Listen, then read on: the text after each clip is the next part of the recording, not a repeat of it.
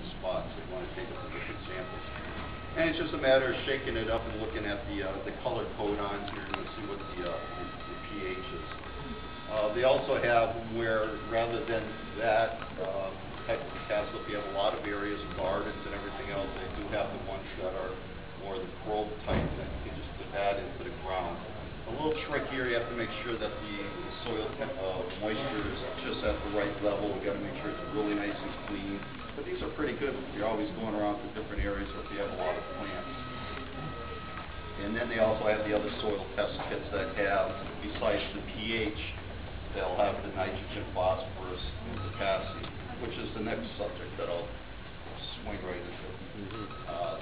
Nitrogen, when it comes to a bag of fertilizer, there's usually the three numbers. You see 10-6-4 was the old standard for years for turf, and that 10 was the nitrogen level, the 6 was the phosphorus, and the 4 was the potassium. Basically, nitrogen is what you want for green growth, the top part of the plant. The phosphorus was basically for the root development of the plant, and the potassium was for the turgidity, the cell structure, the starches, and everything else.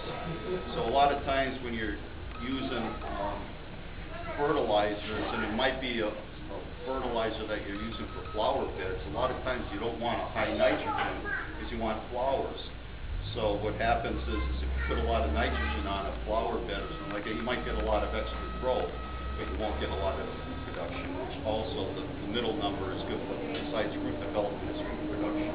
So a lot of times you'll see something that you might use for a garden might be more of a 5-10-5, so you don't get as much stretch out of the plant. But in a lawn, you want to have the nitrogen source for the top growth of the plant. And that comes to another subject of what type of sources of nitrogen that you want to use. Right now, there's a lot of controversy on the nitrates that are in the groundwater.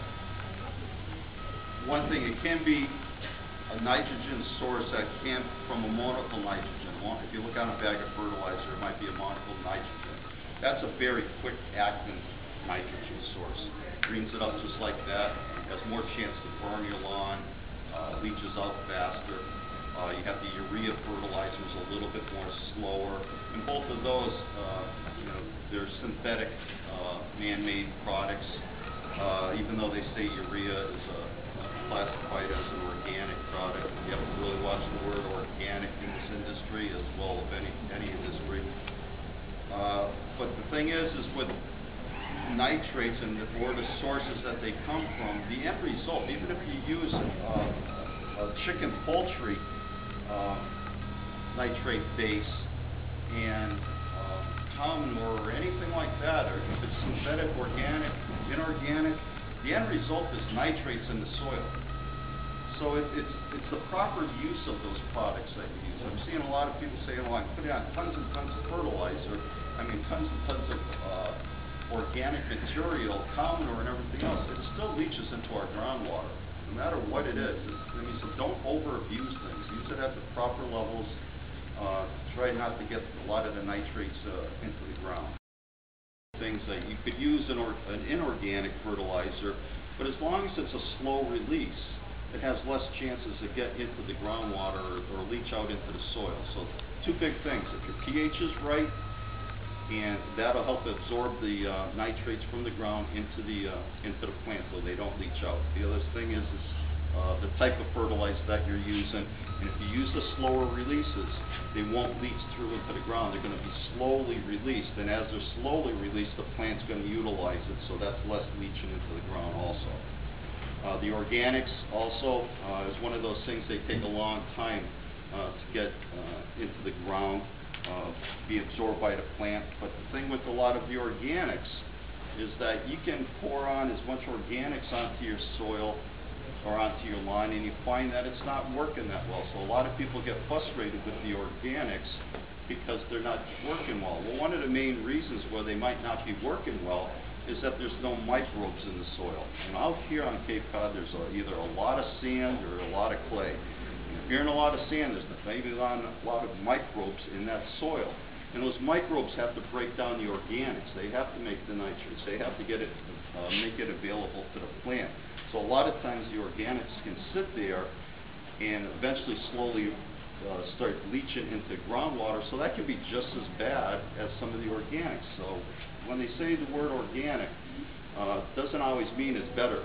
You know, it can be just as bad, so it all depends on how it's utilized. And like I say, there's a lot of times people get frustrated, but there's a lot of times people don't realize that when you're using your organics, there's a lot of products like Organica. They'll use different, they have their 4-step program, but one of them might not really be a fertilizer in it, it's more of a microbes. And that's where you have the microbes, you'll have the mycorrhizas that are out nowadays, and a lot of those help break down the organics that you put onto your soil. So don't get discouraged if you use organic fertilizers and you don't quite see the good result with it. A lot of times it's because there's no microbes.